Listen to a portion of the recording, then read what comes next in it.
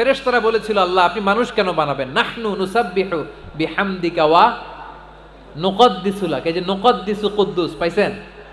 তারা বলেছিল আল্লাহ মানুষ কেন বানাবেন? মারামারি করবে, আমরাই তো ভালো, আমরাই আপনার মহিমা বর্ণনা করি, আমরাই আপনার পবিত্রতা বর্ণনা করি। নুকদ্দিসু লাক তার মানে আল কুদ্দুস। আবার আমার নবী বিশ্ব নবী যখন সিজদায় লুটিয়ে পড়তেন, আম্মা জানা এসে বলেন আমরা তো সিজদার মধ্যে সুবহানা রাব্বিয়াল আলা বলেই শেষ, কিন্তু বিশ্বনবী তাহাজ্জুদের নামাজে, নফল নামাজে, সুন্নত নামাজে তিনবার সুবহানা রাব্বিয়াল আলা তাসবিহ পড়ার পরে তিনি পড়তেন সুবহুন কুদ্দুসুন রাব্বুল মালাইকাতি ওয়ার রূহ। সুবহ কুদ্দুস রব্বুল মালাইকাতি ওয়ার রূহ। সিজদায় লুটিয়ে পড়ে বিশ্বনবী এই দোয়াটা পড়তেন। নফল নামাজে, সুন্নাত নামাজে কিংবা তাহাজ্জুদের নামাজে সুবহানা রাব্বিয়াল আলার পরে কি পড়তেন? সুবহুন। আওয়াজ করে বলেন সুবহুন কুদ্দুসুন রব্বুল মালাইকাতি ওয়ার রূহ। মানে আল্লাহ আপনি প্রশংসিত, আল্লাহ আপনি অতি পবিত্র, আপনি সব ফেরেশতা কুলের রব, ফেরেশতাদের সরদার জিব্রাইলের রব। সুবহানাল্লাহ। আজকে থেকে পড়বেন সিজদায়? হ্যাঁ, বারোখালীবাসী পড়বেন নাকি? হুজুর নামাজে তো পড়ি না। হ্যাঁ, এরকম নফল নামাজে, তাহাজ্জুদের নামাজে, সুন্নত নামাজে সিজদার যে তাসবিহ সুবহানা রাব্বিয়াল আলা তিনবার পড়ার পরে আমার ভাইরা, মহিলা প্যান্ডেলে আমার যে মায়েরা বোনেরা আছে, আজকে তো রেকর্ড হয়ে যাবে, কালকেই ভিডিও পেয়ে যাবেন। তিনবার সুবহানা রাব্বিয়াল আলা পড়ার পরে পড়বেন সুবহুন কুদ্দুসুন রব্বুল মালাইকাতি ওয়ার রূহ। পড়বেন তো ইনশাআল্লাহ? আবার বিশ্বনবী বলেন ইন্নাল্লাহা তাইয়্যিব লা ইয়াকবালু ইল্লা তাইয়্যিবা। আল্লাহ পবিত্র, পবিত্রতা ছাড়া তিনি কিছু গ্রহণ করেন না, অপবিত্র কোনো কিছু আল্লাহ গ্রহণ করে না। অনেকে আছে ঘুষ খায়, সুদ খায়, অন্যায় অপরাধ চাঁদাবাজি যা আছে সব করে, হারাম টাকা, হারাম উপার্জন। এই হারাম উপার্জন দিয়ে আবার মসজিদ বানায়, আছে না নাই? ইনকাম সবটাই হারাম, ওইটা দিয়ে আবার এতিমখানা বানায়, আছে না নাই? আছে।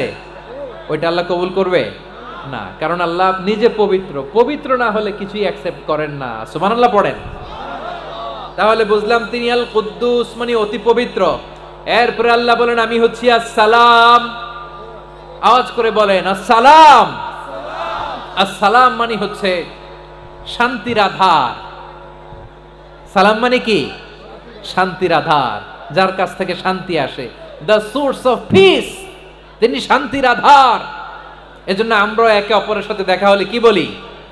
সালাম। কি বলি? সালাম সালাম হাজার সালাম সকল শহীদ স্মরণে আমার হৃদয় রেখে যেতে চাই তাদের স্মৃতির চরণে। সবাই বলেন সালাম সালাম হাজার সালাম সকল শহীদ স্মরণে আমার হৃদয় রেখে যেতে চাই তাদের স্মৃতির চরণে। পড়েন আমিন। আমরা সকল ভাষা শহীদ, সকল মুক্তিযোদ্ধা তাদের জন্য দোয়া করি, এবং 24-এর ছাত্র নাগরিক অভ্যুত্থানে যারা শাহাদাতের সর্বোচ্চ নাজরানা পেশ করে এই নতুন ভোরের বাংলাদেশ আমাদেরকে উপহার দিয়েছে, তাদের জন্য আল্লাহর কাছে দোয়া করি। সবাই বলেন আমিন। আমার প্রিয় বারোয়াখালীবাসী, আপনার কি ক্লান্ত হয়ে গেছেন? কষ্ট হচ্ছে? তাহলে 2-4 জন দাঁড়াচ্ছেন কেন? এই যে 2-1 জন যে বোতল ছুঁড়ে মারছো, তোমাদেরকে কি আমি দেখি নাই মনে করছো? এই বোতল ছুঁড়ে মারলা কেন? বসো বসো। হ্যাঁ, মেহেরবানি করে বসবেন, মেহেরবানি করে বসবেন। সবাই আওয়াজ করে তাকবীর পড়ুন, লিল্লাহে তাকবীর। এই আপনাদের গলার আওয়াজ। এতগুলো মানুষ তাকবীর পড়লে এতটুকু আওয়াজ হয় আমি বিশ্বাস করি না। আওয়াজ করে পড়েন সবাই, লিল্লাহে তাকবীর, লিল্লাহে তাকবীর, লিল্লাহে তাকবীর। আল্লাহর একটা নাম হচ্ছে আসসালাম, মানে হচ্ছে শান্তির আধার, দ্য সোর্স অফ পিস। শান্তি দেওয়ার মালিক কে? এজন্য শান্তি চাইবো কার কাছে? আল্লাহ তুমি আমার দেশটাকে শান্তিময় করো, বলেন আমিন। আল্লাহ তুমি আমাদের পরিবারে শান্তি নসিব করো, বলেন আমিন। আল্লাহ আমাদের জীবনটাকে তুমি শান্তিময় করো, পড়েন আমিন। এজন্য বিশ্বনবী সালাম ফিরানোর পরে 3 বার পড়তেন আস্তাগফিরুল্লাহ আস্তাগফিরুল্লাহ আস্তাগফিরুল্লাহ। এরপরে বিশ্বনবী পড়তেন আল্লাহুম্মা আনতাস সালাম ওয়া মিনকাস সালাম তাবারাকতা রাব্বানা ইয়া যাল জালালি ওয়াল ইকরাম। ও আল্লাহ, আপনি শান্তির আধার, আপনার কাছ থেকে শান্তি আসে, আপনি বরকতময়। এই দোয়াটা পড়েন আপনারা? সালাম ফিরানোর পরে পড়েন না?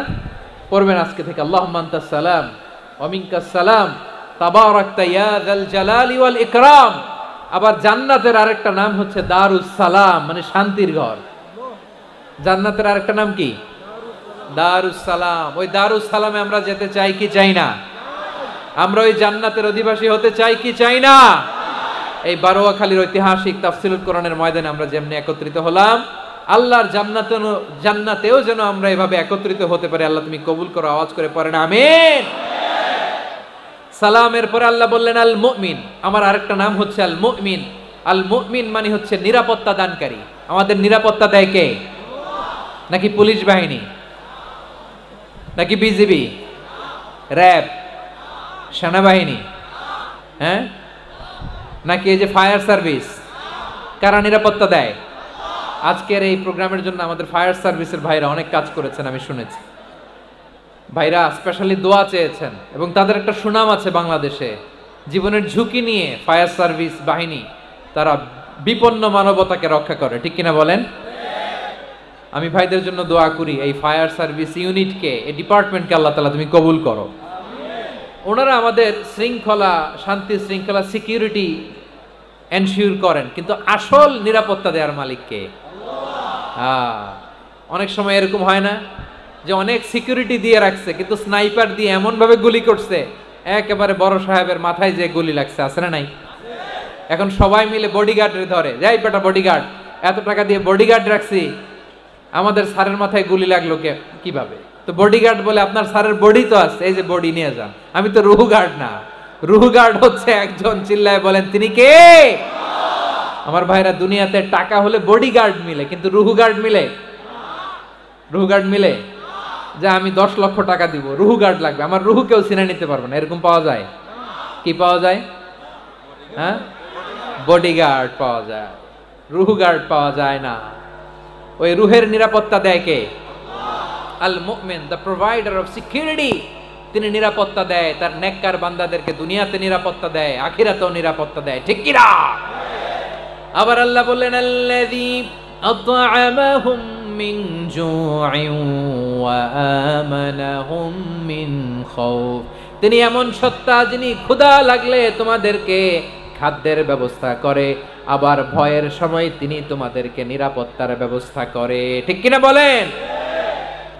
দিও তৃষ্ণা পেলে ঠান্ডা পানি, ক্ষুধা পেলে লবণ ভাত, আল্লাহ এই গরিবের শোনো শোনো মোনাজাত, আল্লাহ এই গরিবের শোনো শোনো মোনাজাত, আল্লাহ এই গরিবের। দিও তৃষ্ণা পেলে ঠান্ডা পানি, ক্ষুধা পেলে লবণ ভাত, আল্লাহ এই গরিবের। পড়ে না আমিন?